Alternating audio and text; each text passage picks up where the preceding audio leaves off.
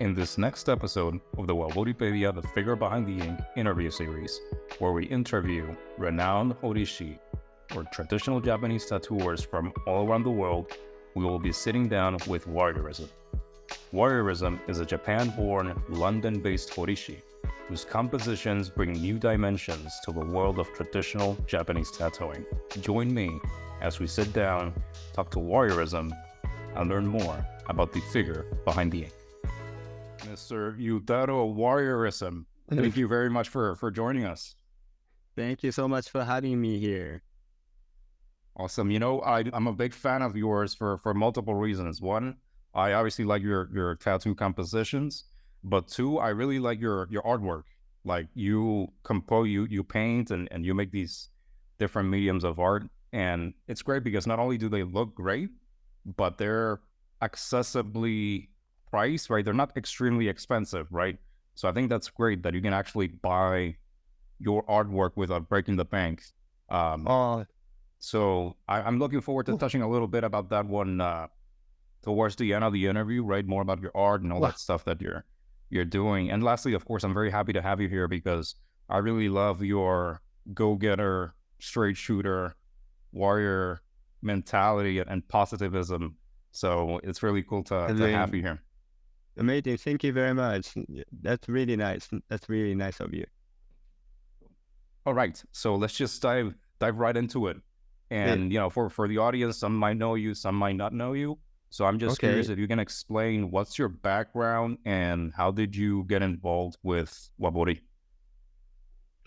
Yes. I am originally from Japan. I grew up in Japan half of my life. I was born in 1972, and I was there until 1996. So, then I went through different careers. I tried to become martial artist. That didn't work out. Then I went into Japanese Self-Defense Force, which is sort of National Guard for U.S. but basically the Japanese Army, and I served there for 2 years. But I wasn't really thinking to serve there for the rest of my life. I really wanted to do something like the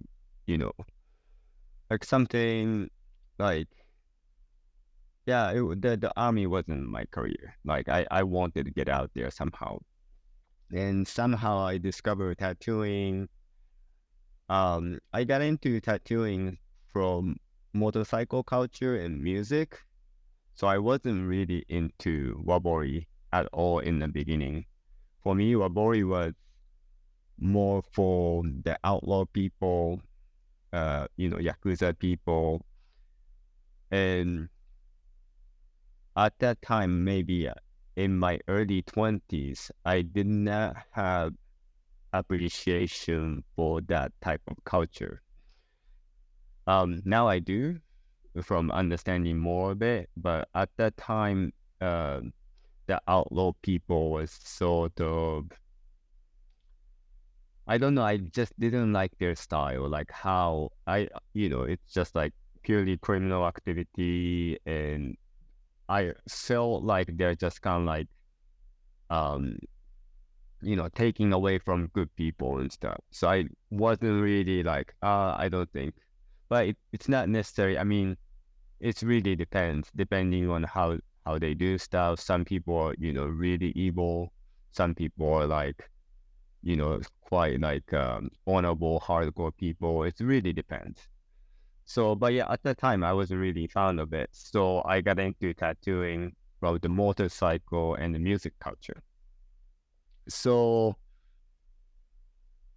then I went to this motorcycle shop in Tokyo, trying to buy motorcycle parts, and I found a flyer of this tattoo shop.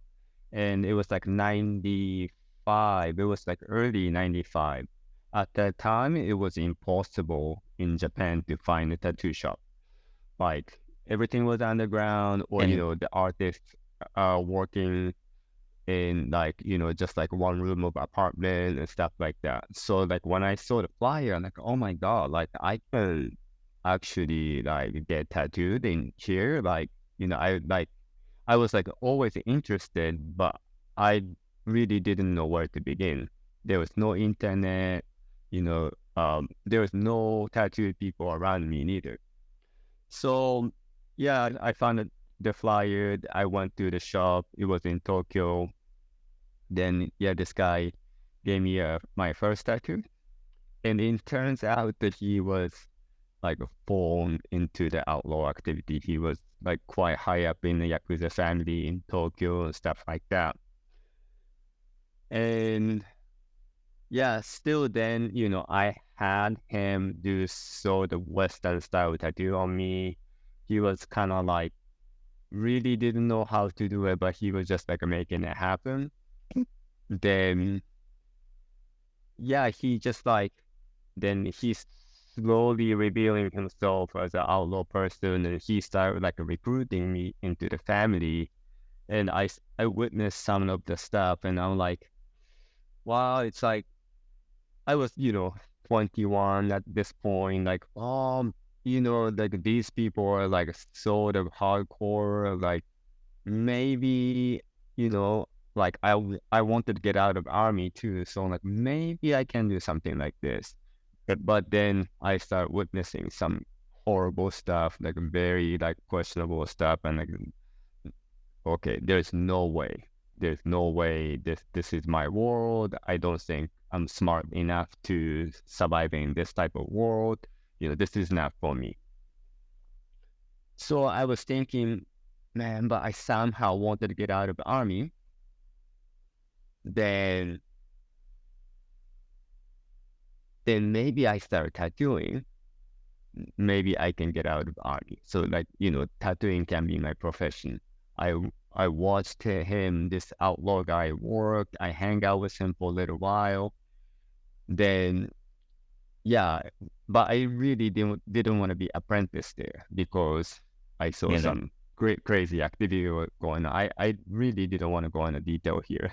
It was just kind of, very, underground stuff. Yeah. And,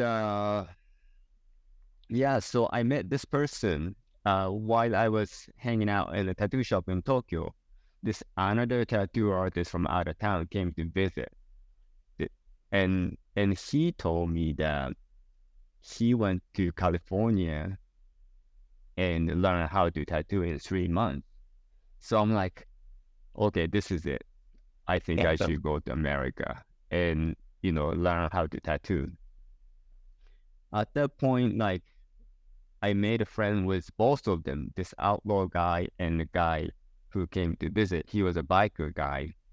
And I made a friend with both of them. I started borrowing their tattoo machine, and I started tattooing myself, friends, and such. And then finally opportunity came, and I, went to America. And long story short, I got an apprenticeship in Orange County, which is south of LA. I got apprenticeship there. I did 1 year of apprenticeship, and they somehow, actually, I asked them if I could start tattooing, and they're like, oh, it's like, you're not nearly ready. And a friend of mine was like, no, he needs to start tattooing. He has no money. I was homeless at the time. So, then I somehow started tattooing professionally. That was 1997. Then from there, so back to the question how I got into Wabori, I was still fully into the Western style. I was more into biker style, black and gray skull and stuff like this. But I look like this Asian guy in California. Customer automatically start asking me for the Japanese style. Japanese style was already popular in California. Back in the day, it was already Greg James from Sunset Street Tattoo and, Bob Roberts, a lot of, Southern California guy was already doing amazing Japanese Americana stuff, and it was popular already. So they, my customer already like automatically start asking me, and I was thinking, yeah, I mean, I'm familiar with the design, but I don't know nothing of it. Sometimes my customer knows more of it, and I start feeling a little bit ashamed of it. Good. It's my own culture. I should know more about it. Then I start kind of like desperately start studying about it. Good. Then my appreciation started to grow,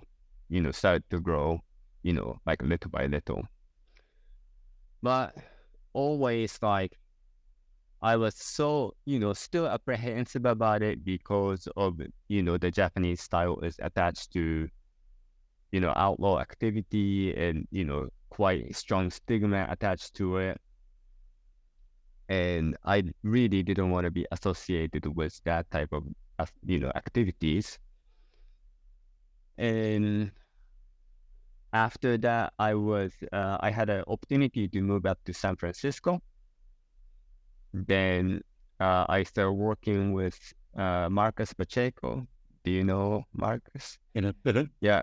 And, he is like one of the, pioneer for the new school style from the, 90s. And I was like fully immersed into that type of style. Like, I was really attracted to it. Like since I started tattooing, his tattoo was, one of the best, I thought. Like I was like so blown away by it. And Marcus and also Grimy. Grimy was Grimy learned a lot from Marcus back in the 90s, and he had a similar style, and he took it into his own style. So yeah, I really wanted to do stuff like that, but everywhere I go, people kept asking me for Japanese style always, and it became almost like I was doing a new school style, but also people asked me for Japanese style, half and a half. So I always were studying, but I never fully immersed with it because of my, hang up with the association with outlaw activity. Then finally, I can't remember what year it was. Maybe it was 2006 or 2007. No, it was not 2005. 2005. Me and Grime went to Japan together, and we were traveling through Japan. And I met Ichibay. He was just getting started with tattooing, but he came to where me and Grime were hanging out. And he came, like he sat next to us at the lunch table. All of a sudden, he just sat next to us, and he showed me sketchbook, and it was already incredible. Like nobody knew about him, but like I remember I like a first look of it, I was like blown away. So I'm like, I turn around to Grime, hey Grime, please check out this guy's sketchbook. This guy's amazing. And we start like running into each other. Me and Ichibay start running into each other like here and there. And he started to come to visit San Francisco when I was living in San Francisco, working with Grime at the time. And he started coming to visit me. And he stayed with my he stayed at my house like 3 months at a time, 1 month, like spend like a long time together. And he was at that time he was already fully immersed in Japanese style.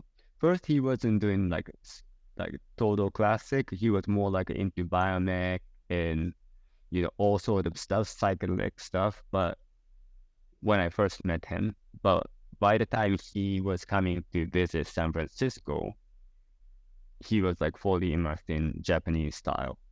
And something happened in me, like, oh wow, this is something I can do. Like then I started feeling like if I don't go this direction, I'm almost sort of wasting my uh, what is the opportunity as a 100% Japanese person. Then it wasn't like but part of me like thinking like it's not very smart business choice as me being Japanese doing something else. So then, of course, spending time with Ichibay, I started developing a love for the classical Japanese style, right? But still, full transition didn't happen. I was just, trying to learn the Japanese. I was doing almost like 90% of Japanese style, but didn't do the traditional style. And 2015 came. I decided to move to London from California. And before I moved to London, I had to go back to Japan for a few months because of the visa reason. And I asked Masa, he's the owner of Three Ties Tattoo in Tokyo and Osaka. And I asked Masa, hey, I'm coming to, Japan for a couple months, few months. And I was wondering, if I could spend, time at, his studio, maybe make some work and stuff. And he's like, yeah, totally, no problem, just come. Then I started, I went there, I stayed at the studio, I stayed at their apartment. Then at the time, Ichibay is working there, Mutsuo, Nami, and also Mitomo Horihiro, Edo Horihiro. And spending time with them, it totally blew me away. And the inspiration from, getting inspiration from Edo Choyukai, getting inspiration from 1900s, 1920s Japanese tattooing in Tokyo. And I was like, I've seen photos here and there before, but I never like fully looked into it. And Horihiro shows me the photo and this and this it comes from this, and she knew so much about it, and I got sucked into it. And that point, I'm like, this is it. I must do this. I must do this. This is it. I felt totally like love for it. Like I loved the tattooing before, but I never felt love like this before. And so that made me lead into Wabori style. It was like a really long answer for that question. No, this is fantastic. I'm sure that everyone listening and watching are gonna love that story because there's so many things you mentioned. In fact, I'll comment about a couple of them. But first, actually, I'll start with the controversial one. I think something that many people might not understand is that in the West, tattoos are, they're sort of outlaw culture, biker culture, but they're also just generally accepted, right?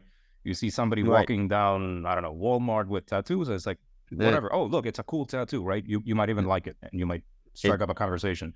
But in Japan, right, it's really traditionally for many, many years, hundreds of years, associated with the Gokudo, with the outlaw culture, right? So even now in Japan, it's very hard to, you see somebody with traditional Japanese tattoos, and perhaps immediately you might think, oh, he's from, Gokudo, he's Yakuza, right? Exactly.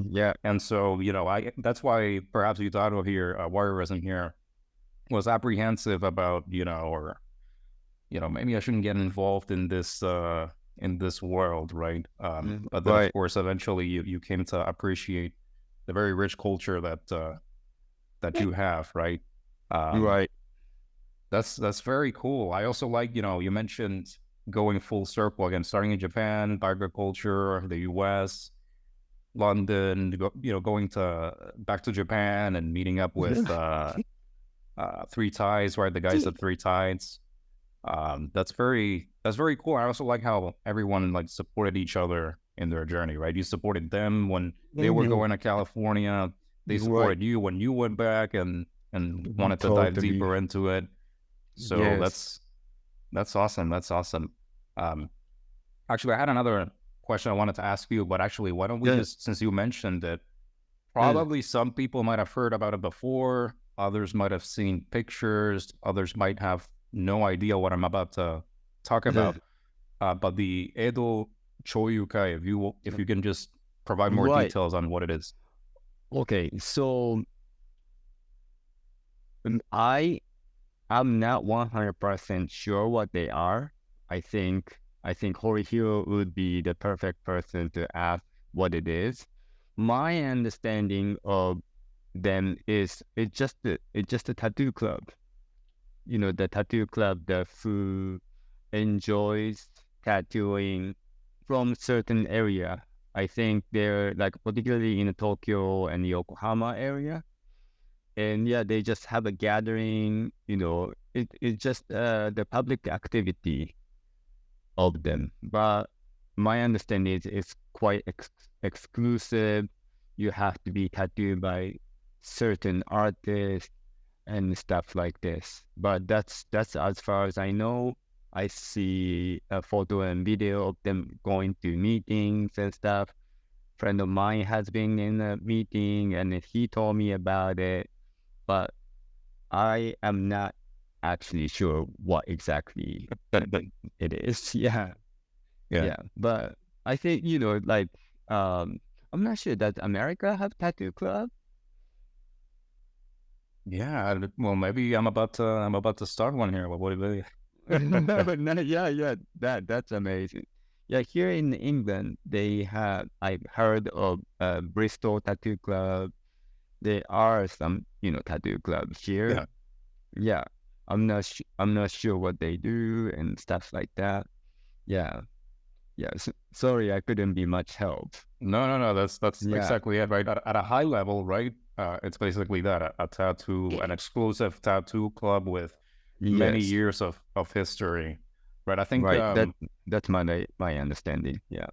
if I might be off here, and of course, Horimono or anybody from there can just call me out right here. But from the little I know of the Edo Choyukai, they were Uh, initially, I think they were like they were tattooed by Horimono or something like that, right? yes. And Horimono. Yes.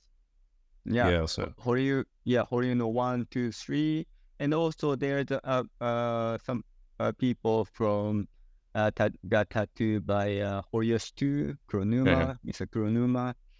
Yeah, so yeah, I'm not sure, but they were those artists were working in Tokyo. yeah, So in Edo is Tokyo, so old name of Tokyo. So it could be tattoo from that group of artists or something like that. Yeah, yeah. Awesome, yeah. My favorite artist for sure. My favorite. Yeah, those people. And my awesome. parents both are from Ueno, Uh, like yeah, it's like a old town of Tokyo, uh, and so I kind of feel the connection of it from my own lineage also. uh, Yeah, yeah, that's awesome. That's very cool. I mean, yeah, I could go on and on talking about this, but we're here to talk about Mr. Warriorism here, Yutaro. So let me just go back no, to no, no. It's fine. It's podcast. It's the free form, long form yeah. conversation. So, yeah, So going back to your style and how you've yeah, evolved. Obviously you've had a yeah, long journey, many years tattooing and developing your own form. But yeah. I'm wondering about your current style, your current composition style. What can you tell us about your colors, the composition style, how you approach work? Yes. So I don't have particular master. I mean, people who have mentored me the most is Grime and also Marcus Pacheco, and um, but they are not classical Japanese style tattoo artists, but they have taught me almost everything I know about tattooing technique, composition, drawing, draftsmanship, and stuff like that. Um, my current style is basically I'm still I'm still forming my own style, I would say. So it's a mixture of um the classical Japanese tattoo artists that I like. For example, it's from Horimono 123, Horiyoshi 2, um, Horitsune from Osaka area, Horikyo family. So very mixture of all the style because of I don't have classical tattooing style master. So I don't want to do replication of classic masters. Somehow I want to put my own voice in it, and eventually I like to create my own style. But I'm in the middle of creating my own style from taking everything from everywhere and kind of like mashing it together to form my own style. So I don't know how it's gonna be. I don't know where it's gonna go. Yeah, but basic composition, those are the technique I learned from Grime, Marcus, and my old co-workers, Mango. They had amazing illustrated background, stuff like that. So I still use that technique. And also the color series is, mixture of all different Japanese masters that I like. It's sometimes very monochromatic. Maybe I use just black and 2 colors. Sometimes I use black and 3, 4 colors. It really depends. I'm just trying different things to find out, and I'm hoping to make something different and unique. Yeah, I haven't really got there yet. Yeah. Oh, that makes sense. That's yeah. Did that answer your question? Yeah, no, that did answer the question. And in fact, I was going to say, as we were saying that some people have like masters, right? Horiyoshi family, Horitoshi family, so Horikyo family, many families, right? Yeah. But then when you look at some of the older masters or some of the masters that are still alive, right? Horitoshi, Horitoku, they were he's self-taught. amazing. Yeah, they're amazing. And Right. they were self-taught, yeah. So they Right. like you were saying, they grabbed from the stuff that they liked, and they developed this Yes. amazing style of their own, and now they have their families, and that's what you're you're Right. doing very much something similar. I think that makes a lot of sense. You develop your own, like really your own style, right? Which is the best.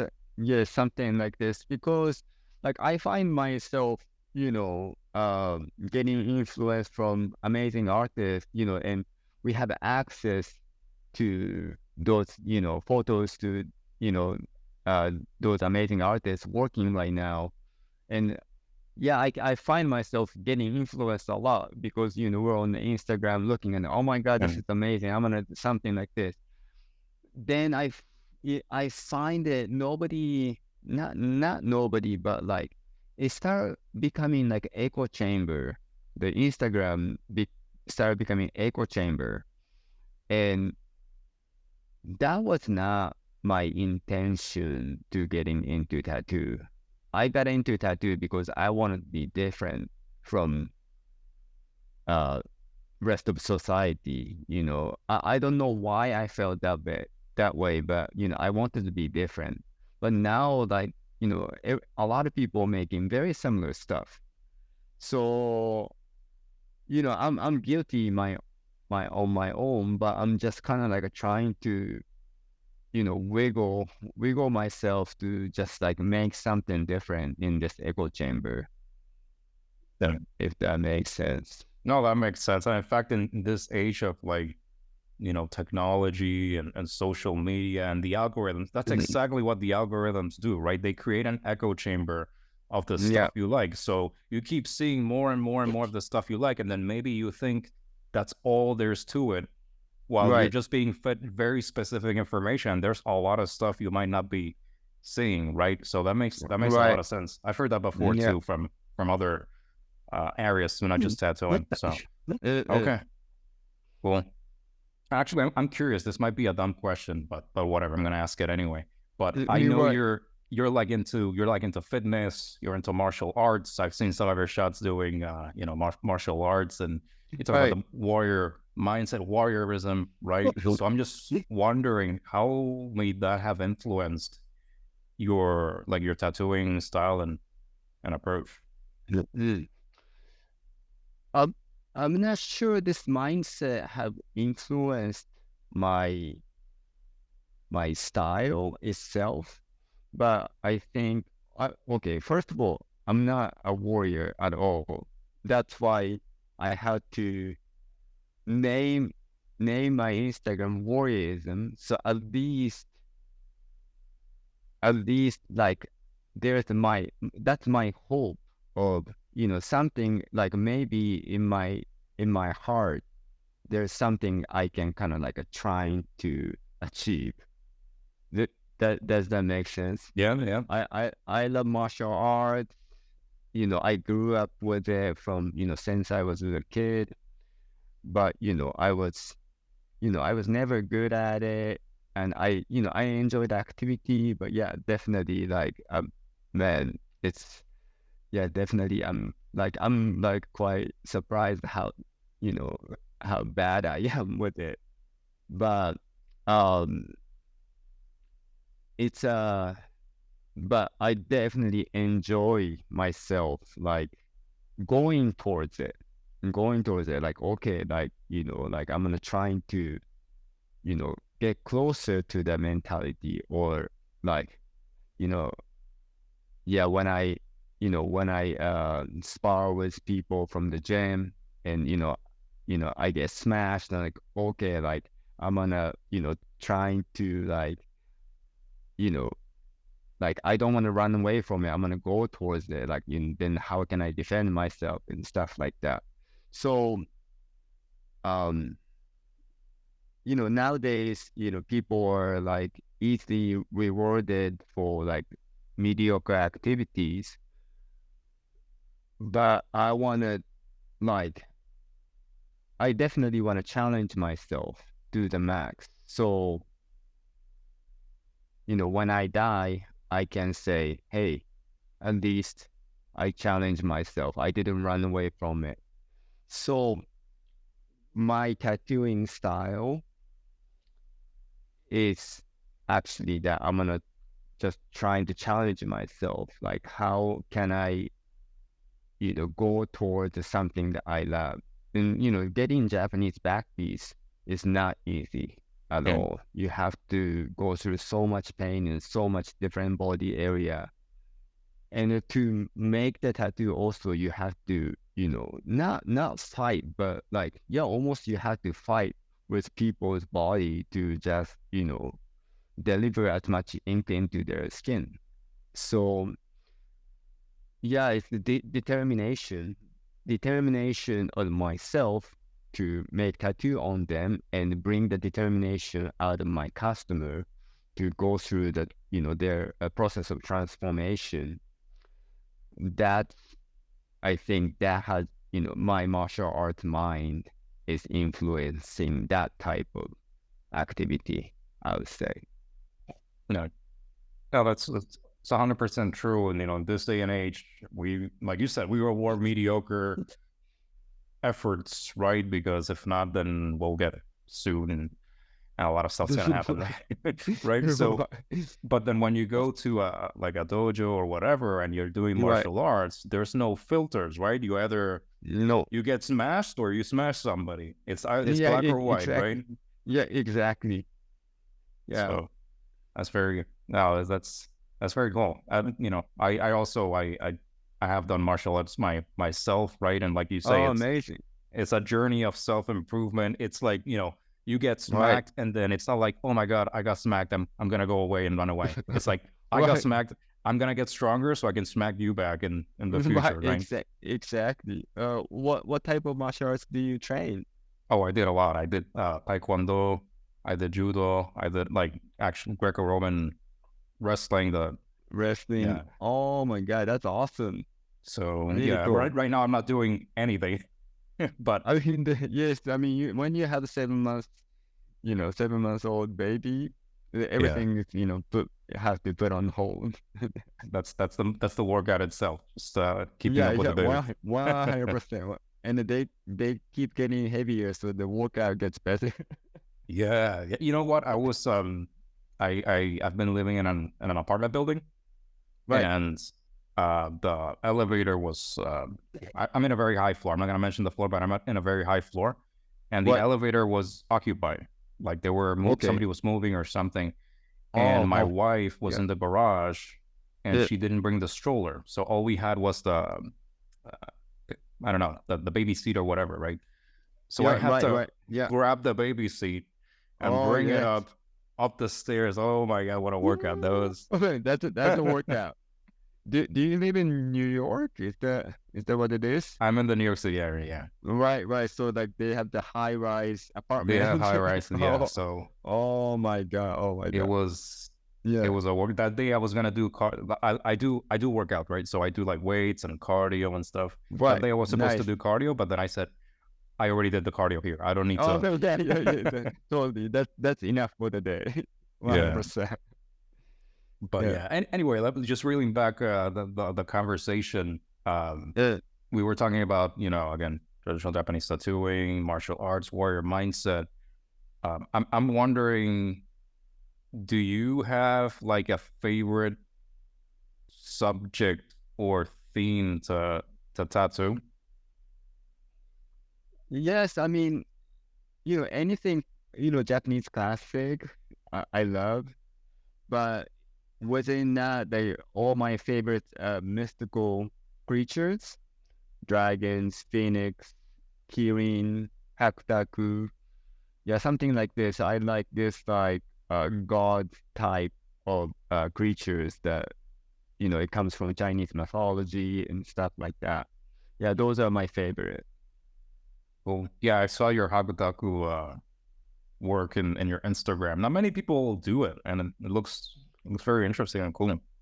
Right, yeah, it's not most common subject matter for the Japanese classics, Yeah, but yeah, definitely I'm fascinated by the story of it and the look of it. Yeah, I think it's amazing. Yeah. cool. So, in that same train of thought, are there like figures that you would like to tattoo, but haven't had the chance to do it yet? Right. I was going through your question earlier, and I was thinking, yeah, maybe, yeah, for back piece, maybe Kaosho. Yeah, from Suikoden, the monk with Yeah. the blossom tattoo. Yeah, I would like to do Kaosho back piece. I've done like I've done a lot of different designs in Japanese classics, like sleeves and back piece, but Kaosho I haven't done. So yeah, definitely that would be something. If somebody asked me to do it, I'd be excited. Yeah, it's kind of like, yeah, definitely I want to have it on my portfolio for sure. Yeah. Do you actually have like a favorite Suikoden character? Is it Kaoshi, or do you have a favorite character in Suikoden? It is sad. This is gonna sound really, really bad as as tattooer and a Japanese tattooer. I've I've never read Suikoden. It's really bad. Of course, I know the characters, Chojun and Kaosho, and yeah, um, man, maybe I don't know the other characters, but anyway, yeah. But those two, like Chojun and Kaosho, definitely my favorite. Just knowing from classic Japanese back piece, yeah, it's so bad. Kiku. Mhm. Yeah, Kiku told me many times, man, Suikoden, it's amazing. It's super fun. You should read it. I'm like, oh yeah, I read it and never got around to it. It's so bad. That's funny. Yeah. Do No, you have you read it before? I've read it. I've read it, and now that I'm writing the book, the Waboripedia book, I'm rereading it again, Right. right? So but I can. Oh, that's right. Yeah, I saw the post. The book is done. Yeah, book is pre-orders are open, so should be That coming out soon. that's amazing, man. Yeah, looking forward to see it. Yeah, thank you very much. But yeah, just going Mm, back to the Suikoden, yeah, it's an yeah. awesome story. These crazy Mm, guys, they're the main characters of the novel, but they're like bad guys. They're not good guys. They're actually bad guys, and they're really. like righteous outlaws. I guess that's why the Gokudo like Suikoden Right. characters, right? Right. Because they're like Yeah. bad characters who do good stuff sometimes, right? Right. Um, so yeah, actually, probably Kaosho might be one of my favorite Really. characters because of his story. He's Yeah. just such a troublemaker. Okay. But Oh, he is. he is. Really. So Oh man, I need to read it. That's cool. so cool. That's so cool. All And right. he's really a monk. So actually, the story goes, and it's actually a couple of people who are like this Kaosho character, right? There Oh. might be in the military, in the Chinese military, right? Because Suikoden is based off of Chinese history. Yeah. Um, Yeah. they're like military people, but then they love to drink and get into Right. fights. And so this Kaosho guy, he gets into fights and kills people, and then he lights stuff in fire. And so in escaping from the authorities, he becomes a monk. Oh, So, that's amazing. That's so good. That's so good. I but then love. he's still like a troublesome monk, right? He still wants to drink and fight Right. and Right. do all this Right. stuff, right? So That's so good, man. yeah, it's a Yeah. funny Yeah. character.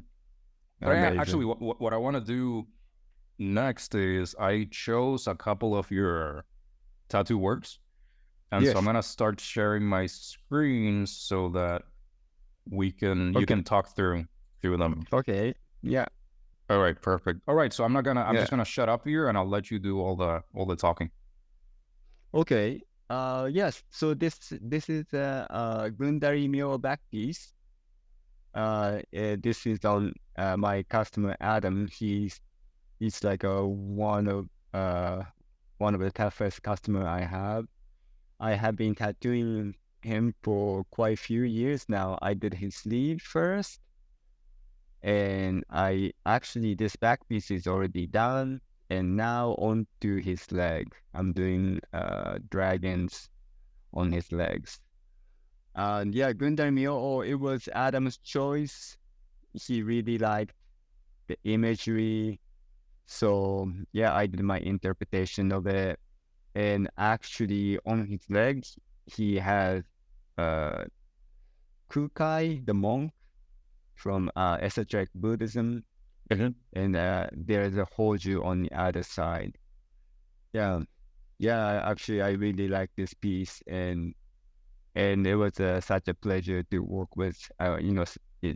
I'm still working with him, but it's always a pleasure to work with Adam. Yeah, yeah. Also, I'm quite happy with the how background black is looking in his skin. Yeah, hopefully I get healed photos soon so I can post it on Instagram. Yeah. Yeah, this is Yeah, actually one of my favorites too, which is obviously why why it's the first that we're looking at. yeah, Yeah, for those listening who might not be looking at the picture, obviously yeah, like Yutaro mentioned, Warriorism mentioned, uh, Gundari Myo, and he's one of the wrathful deities of Buddhism. And then you can see, of course, a lot of cloud backgrounds, a lot of movement in those clouds, which I love. And then you have the lotus flowers that Gundari yeah, is standing on, and yeah, he's wearing like the leopard or tiger skin. yeah, I don't know what you can call that, but clothes, and he has snakes wrapped up around his yeah, arms. Right, he has multiple arms, and it just looks yeah, very powerful. Like if I saw this in public, even though I know he's a Westerner or whatever, but still it's pretty impactful, right? You see it and you're like, oh crap, this is yeah, it's a really powerful piece. So very, very cool to see this. I'm looking forward to seeing the healed pictures and more shots of the work. Thank you very much. Yes, so yes, this is Sojobo. Sojobo is basically the leader of Tengu. Tengu is it's basically in Japanese mythology there was these practitioner living in mountain. They use a superpower, and sometimes they're drawn as sort of bandits, or sometimes they're like drawn as kind of like monk type of practitioner, which comes from I believe it's a Shugendo.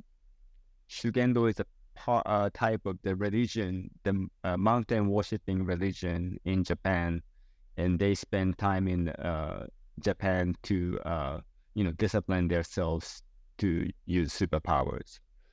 So this design is tribute to Horiyoshi, Mr. Kronuma. If you have his book from Keibunsha, you might find a very similar composition piece, and I love Horiyoshi so much. And my customer asked me for the Sojobo back piece. I automatically, thought, okay, I want to do a tribute to the piece. So there's a karastengu, on the bottom, 3 karastengu on the bottom. Karastengu is sort of a servant of Sojobo. Their face is actually sort of bird. Karasu means crow, so sort of they have a crow face, but actually they have, they're like a human body with the wings and stuff. For the Horiyoshi piece, he doesn't have the karastengu, but that was me and my customers sort of, we talked about it, we should put it there, and he really liked the idea of karastengu, so I put it there. This piece now, all the karastengu and the maple leaves are colored, so now I just have to color Sojobo, and we're very getting close to finish. And he's also an amazing customer, and he wants to get us he wants to get sleeves after, stuff like that, so I'm really looking forward to expand on his bodysuits. Nice. No, I love the Sojobo pieces. You don't see many of them, right? So when you get to see one, it's very impressive. Thank you. Actually, it's I mean, I see on Japanese, I see on Horiyoshi's book, so I feel like I've seen him a lot, but I guess it's not really most common thing. Cool. So for those listening, obviously you got the Karasu Tengu in the bottom, sort of like going towards Sojobo. You got the Momiji, the maple leaves. You got of course Sojobo himself with wings and the fan, the feathered fan. It looks really powerful. Again, I really like, you mentioned Horiyoshi too, and I also like Horiyoshi too a lot, right? And I think one of the characteristics, one of the characteristics that he has is, the focus on the subject matter, right? You look at the, let's say, Sojobo, right, and there's not a bunch of stuff put in there, right? The focus is on the main figures and then the backgrounds, right, that are very dynamic. So I think is a very good tribute to Horiyoshi too. I really like this one too. Thank you very much. And my customer's name is Juan. He's super nice guy. I always look forward to work with him. It's really easy to work with. Shout out to Juan. I think Adam was the name of the other fella. Cool. Let's move on to, let's see what we have here. All right. Okay, this one. So this one is his name is Sylvan. He is actually coming from Paris. And actually, all of the photos here that you have showing me, like they're like everybody is super tough, but also he is like head ahead from everybody else. He takes Eurostar from Paris, gets into London in the morning, and he gets tattooed for 5 hours, and he goes back to Paris that night, and he doesn't even he's not even phased. Like he hasn't really like expressed the pain like this whole session. Yeah, and I tattooed his chest, the hawk, and I did the Oni, which is the Japanese demon, and the Oni fighting the warrior. Warrior is not anybody a particular warrior. He just wanted to have this battle scene between good and evil. So we just picked that as a competition. I'm quite happy with the spiral in the middle and the lightning coming in, all directions. I thought quite uncommon, but look still classy enough. And yet dynamic also. So yeah, definitely looking forward to finish this one too. Yeah, I think we'll finish it in no time. How tough, considering how tough he is. That's awesome. Yeah. In fact, it was that spiral that drew. It's very hypnotic. It draws your attention to it there in the middle of the torso, and then the lightning, like you mentioned. Very cool. Original. It's an original composition, right? Like maybe there will be a Warriorism book in the future, and people will refer to this piece for inspiration. Who knows, right? I mean, it could be it almost like happened accidentally. I did the hawk first, and he came back to get the rest of the torso and legs done. Then I put 2 figures on there, and there was a gap between the hawk and the 2 figures, and I just saw the spirals in there. Like, oh, maybe I put the spiral, and what about lightning there? So yeah, I really didn't premeditate on composition, but like accidentally happened there, and yeah, I think it's fun. It's really fun.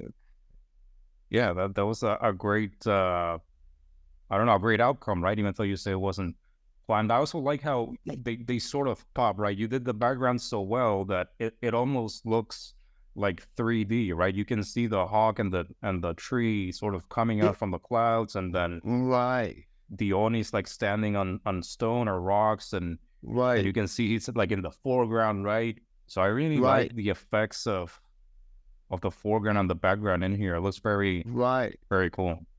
Oh, thank you so much. You can see like a sort of layers of planes. Yeah, awesome. Thank you. Well, all right. Let's see what else we have in here. Okay. Okay. So yeah, this is sleeve of Tamatori-hime. It's a pearl diver. And it's inspired after Kuniyoshi's woodblock print, the famous one. But I kind of like turned into sort of, I stripped it down, the drawing, and made it into sort of classical Japanese tattoo details.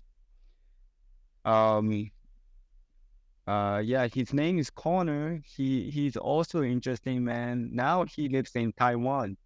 Oh, he works for the government, and he does something there in Taiwan. Super nice guy. Then, a lot of time he has lived in China. So his other sleeve by this Chinese artist. His name is. Well, he's really good. I'm sorry, I cannot remember his name right now. Well, put his name later when you remember. Yeah. and yeah, it was a really amazing sleeve, and I had to match it, so I had a really fun matching that type of like trying to do my best to match the quality and stuff like that.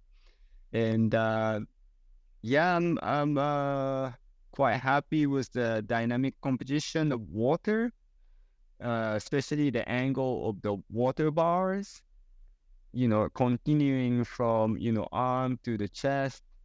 It's almost like going to, very dynamic angles, and, break it up by like a small finger waters and stuff like that.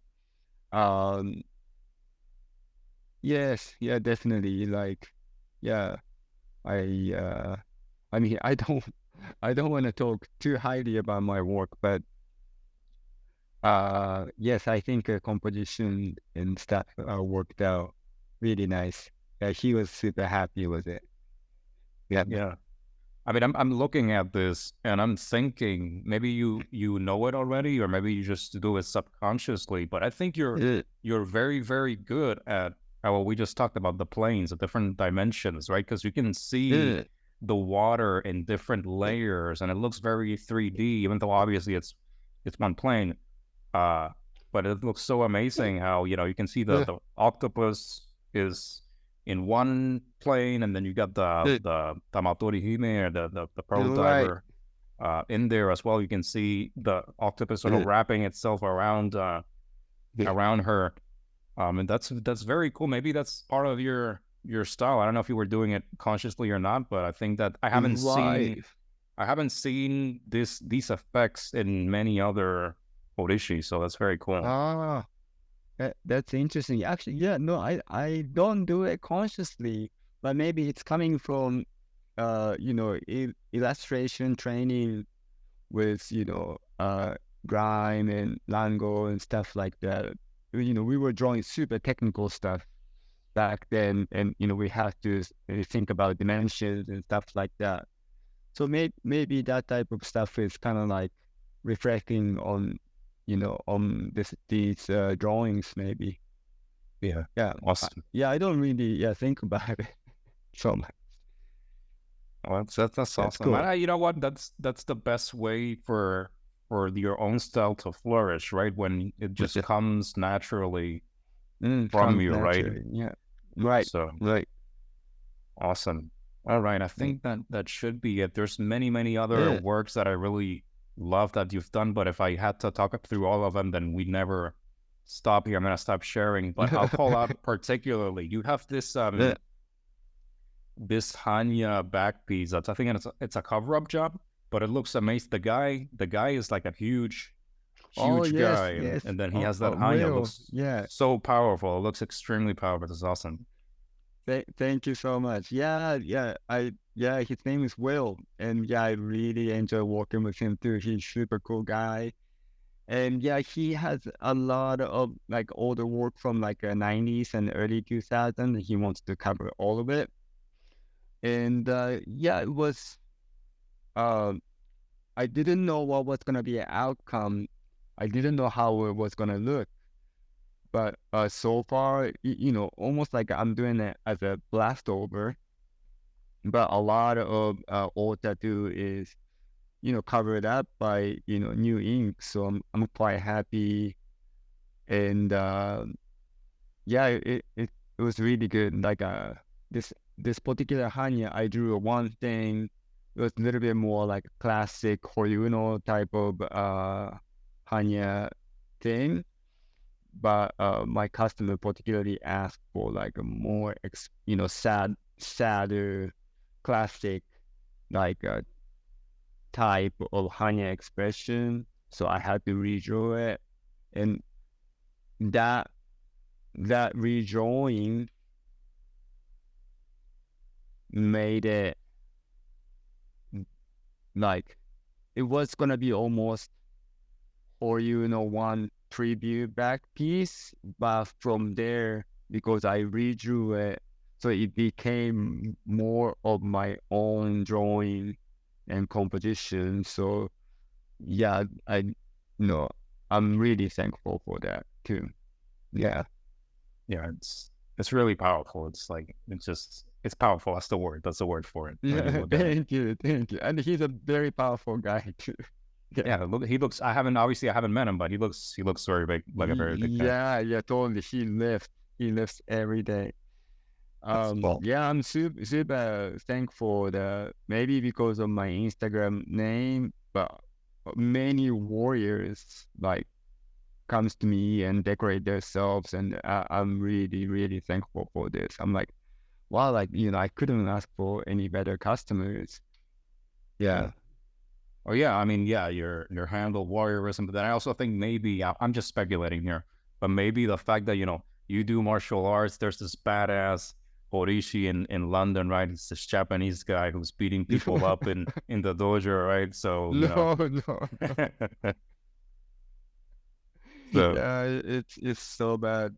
Yeah, you should see me getting smashed in those. Yeah, always the smallest guy in there. It's so funny. But man, I love it so much. that's Yeah. awesome.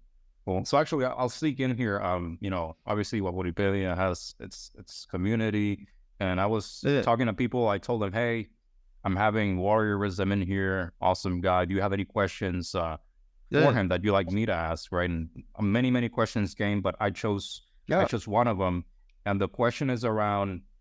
And I actually had this question too, but this person's wondering, like, what keeps you motivated to keep making art in other mediums, right? I think I referenced it in the beginning of this interview that you also compose and sell different mediums of art, right? Which look awesome. So the question is, what keeps you Thank you. motivated? You're doing tattooing, you got Yeah. kids, you're doing martial arts, and then you're also doing all this different art stuff. So Um. Yeah. Okay. First of all, I don't paint enough. Yeah, I go through the phase, and um I kind of came in peace with it before I kind of beat myself up that like I'm not painting as much as I should. But like it's a creativity, so I can really force it. But it's always in my mind, like next thing what I want to paint and stuff like that.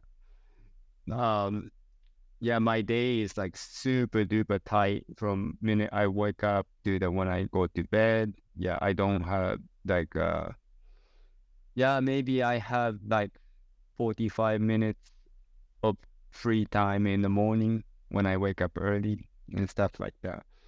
But my motivation comes from goals. Like I have things that I want to achieve. So it's not only one of them. There's multiple different goals in multiple different activities. I have a goal in tattooing. I have a goal in painting.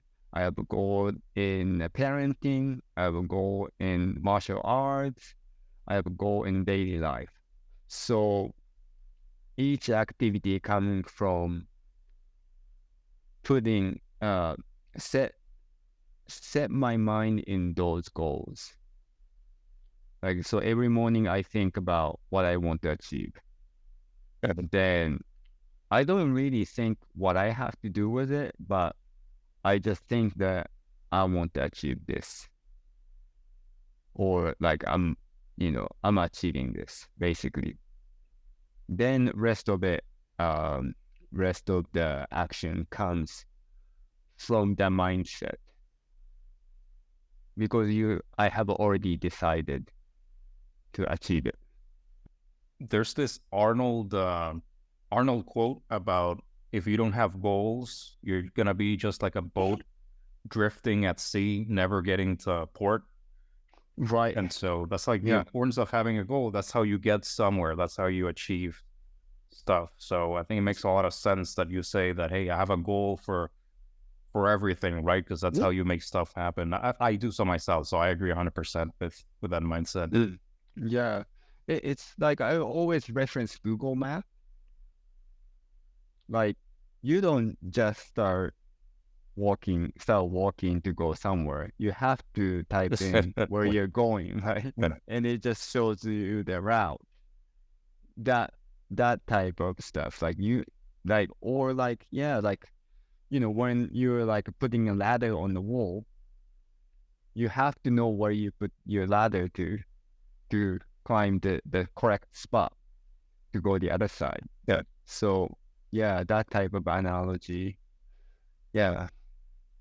Well, all right. Did you watch the Arnold documentary on the Netflix? The Netflix one. You know what? I didn't finish it, but I've seen so many. I love the guy. I've seen so many of his documentaries. His story is amazing, right? Guy from Austria, in the mountains in Austria, gets into bodybuilding, wins all these competitions. Then he moves to California. He gets into acting. He becomes a really huge action figure, and then he's like, you know what? I want to be in politics too. So he becomes governor of California, right? He's just living the American dream. That's amazing. Totally. He never stops. He never stops. It's amazing. Yeah. Yeah, I need to finish that Netflix documentary. It's really well made. It's really well made. Yeah, it's like a 3-part, and the first part is bodybuilding, second part is the acting, and third part is politician. And there you go. It shows his like a dirty part to his scandal stuff. And it's not all like he's great and stuff. And it's crazy to see he's old now, and it's really crazy. Yeah. Awesome. Yeah, I'll have to revisit it. But very inspirational. Yeah. I think it's also kind of funny how everyone who's like goal oriented, and we have, we're driving towards our goals. Everyone has the same or similar heroes, right? So here we're talking about Arnold. Yes. We both appreciate him. I'm sure we have a lot of other figures that we also look up to. That's pretty cool. Yeah. Cool. All right. So actually shifting gears here a little bit, because you've actually done so many cool stuff yourself, right? Again, you start off in Japan, you move into America, you do your stuff in America, you go to London, you establish your own shop, you're killing it in London, you're killing it in martial arts and art.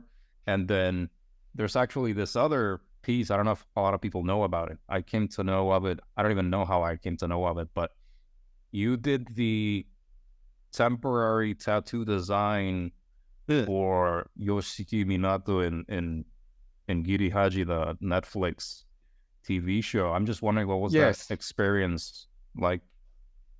It was quite straightforward. So this woman from the special makeup team just contacted me, and she wanted she's making film like this, and she wanted like a Yakuza style tattoo. And she asked me, so I just need to do the painting. There's a measurement of the actor's arm, and I can speak with the actor, maybe decide subject matter and stuff like that. So then one day I got on a phone with Yoshiki. I didn't know who he was, and so I just kind of mentioned a couple of things, couple of subject matter, then maybe mask for quite classic, I think. So he was okay with that. So later on, the woman from the special makeup team sent me the measurement of his arm. So based on that, I just made a template, and I did painting. And they sent me when I was done with painting, I let her know, hey, I'm done with the painting. So she sent me this motorbike guy, like a delivery guy, and I gave it to him, and he took it to where she was, and they made a temporary tattoo. And I didn't know what was gonna happen. And she sent me a photo of him later, and that looks pretty good. Yeah, I think they did a good job. Yeah. So I didn't go to the set or anything, nothing. I would just stay home, and basically I did the normal painting, and there it was. Yeah, quite amazing. I want to do something like that more often. Yeah. That's awesome. That's cool. That's interesting. And it was the tattoo design was, I think I'll put it up here on the screen later. Yeah. But it was masks, and then there were like Hanafuda cards, I think, or no? Yeah, exactly. Yeah, it was a Hyotoko and Okame. It's a classic pair of the drunken couple and the Hanafuda. Yeah, because the gangsters always play Hanafuda back in the day. I don't know nowadays, but yeah. Cool. That's awesome. Yeah. Cool. All right. So actually, I have two more questions for you before I kick it back to you if you have anything you wanna talk about. But this is going back to the whole Horishi and client bond. This one is one I ask everyone I have in here, and I start off by saying in Japan, not everyone, right? But some Horishi, they establish this bond with their clients while they're working, and then after the work is done, they still meet up and they still share and hang out and stuff like that. In the West, or maybe even in Japan too, right? There are other Horishi who are just, you come in, you go out, and goodbye, goodbye forever, maybe. So I'm just wondering, what's your take on the Horishi client relationship while you're doing the work and when you're done? Right. Okay. I think like I get as close as possible professionally, I would say. I care about them. I care about their life, how they're doing in their life. And because I think it's very important for my customers that they know that I care truly. Yeah. But I'm not going into the boundary of their super personal area. So I don't have relation, like I have a phone relation when they're at tattoo shop, but when they leave the shop, I don't have much relation with them. Do you understand? Yeah. Yeah. So I'm not like some customers do. Some customers, like I become more friend with them, and we message each other more frequently and stuff like that. But most of my customers, like 99% of my customers, when they leave the shop, they don't even want to talk to me and stuff like that. But when they show up, like I'm asking how they are. If they're not doing well, I spoke with them about their problems and stuff like that.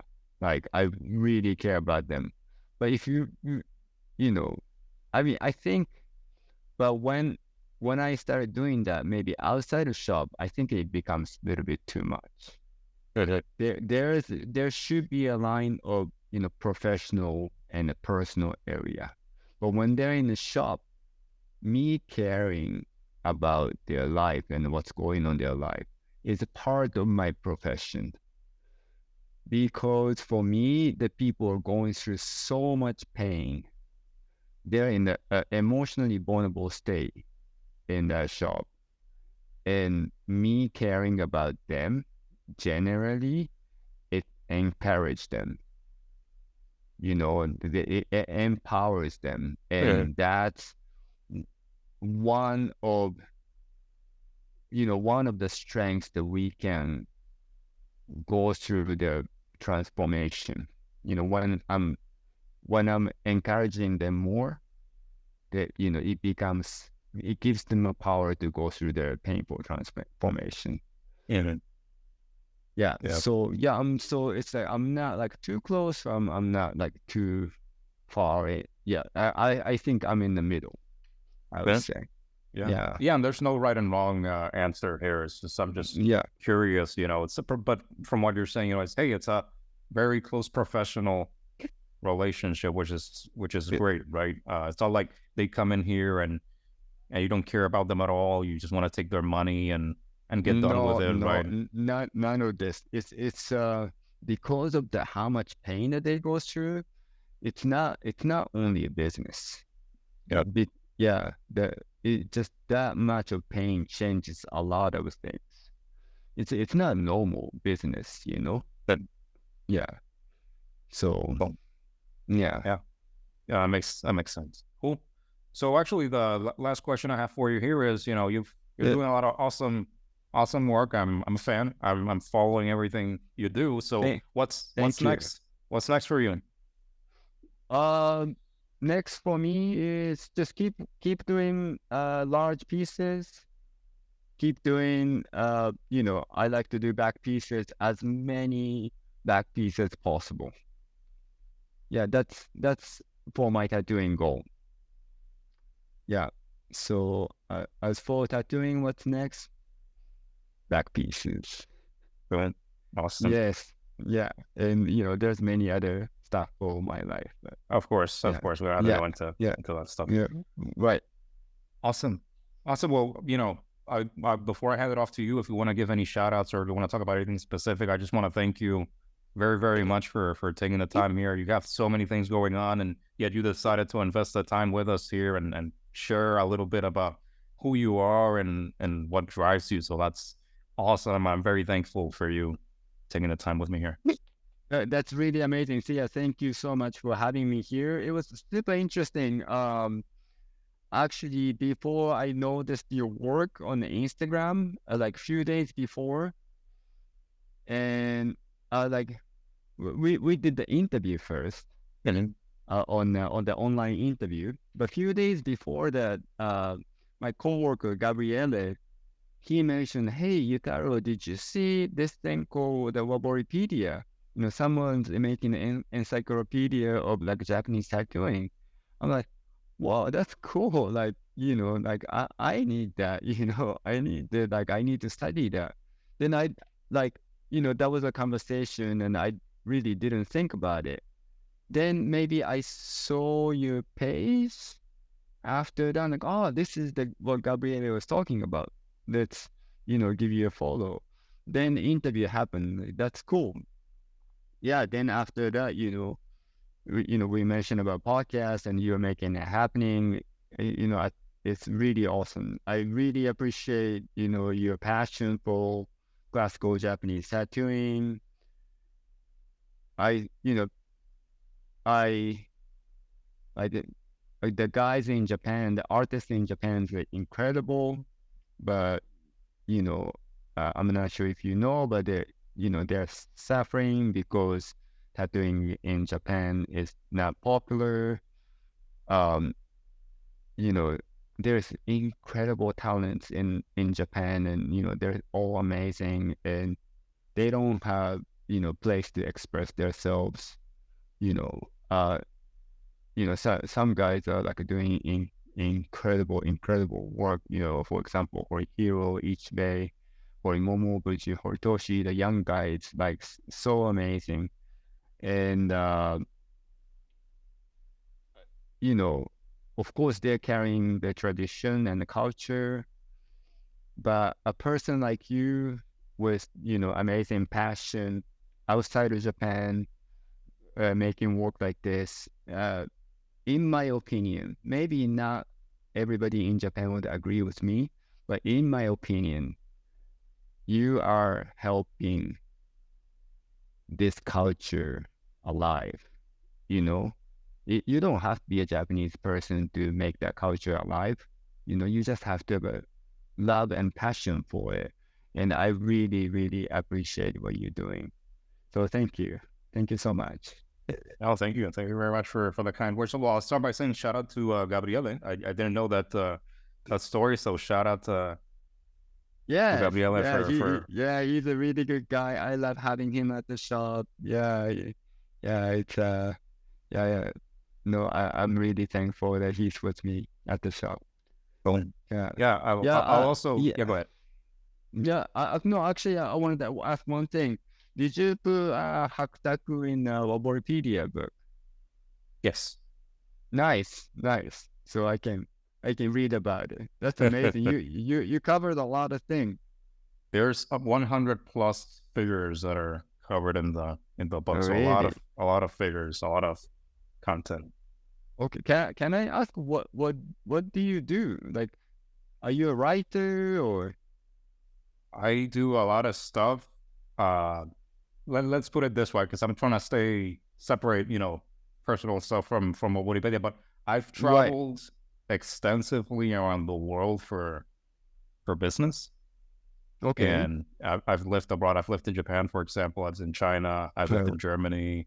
Here in the U.S., obviously. wow. Wow. And I have many passions as well. Business. I have my own stuff going on. I have Waboripedia because, of course, passion for Japanese tattoo. I'll link it up to your comment about, Uh, how it helps keep traditional Japanese tattooing alive. And that's exactly my goal, right? My goal is to eh, make that connection between East and West and show the world what an amazing culture yeah. traditional Japanese tattooing Right. is. I think ultimately, sometimes I think about it myself, right?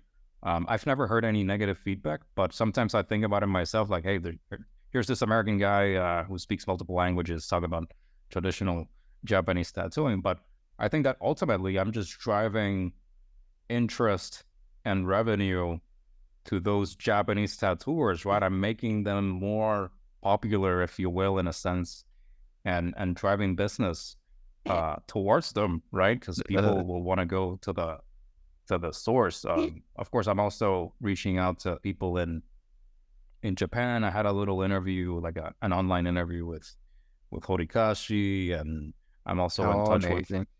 other traditional Japanese tattooers based out of Japan, right? I'll Yes. save the names, but they're in the Yeah. works. They're coming. The interviews are Amazing. coming. That's so Um, cool. but yeah, that's really it. Just keeping the culture alive, driving more business and interest to all you amazing Horishi, and it's just good-hearted intentions, nothing evil or whatever about it. That's awesome. That's So awesome, Zen. cool. All right. Well, I don't know if there's anything else you want to add, or if we're good here. But again, thank you very much for everything you do for supporting Waboripedia. You were one of the Kickstarter backers, so thank you very much for being an Yeah. early supporter. Yeah. Yeah, of course. Of course. So, okay. So I don't remember I did the Kickstarter thing. Do I order the book or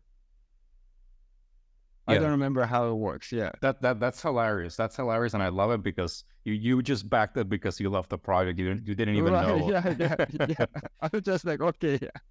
That's awesome, Yeah. man. I appreciate that. But yeah, you're Yeah. gonna get. I can't remember right now exactly because there's Okay. multiple tiers. I can't remember exactly which one, but for sure Yeah. you're getting a book. You're getting the hardcover Oh, book nice. and some other Good. stuff. So yeah, Awesome, for sure. man.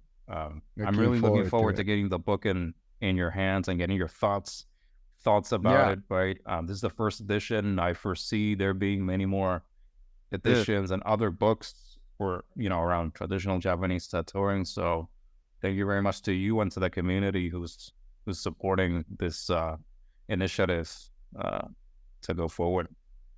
Amazing. Yeah. Thank you so much for your work. If you would like to learn more about the world of traditional Japanese tattooing, follow the Waboripedia Instagram page, hit like and subscribe in the YouTube and Spotify channels, and stay tuned for the meanings and stories behind Japanese tattooing, Horishi interviews, and more.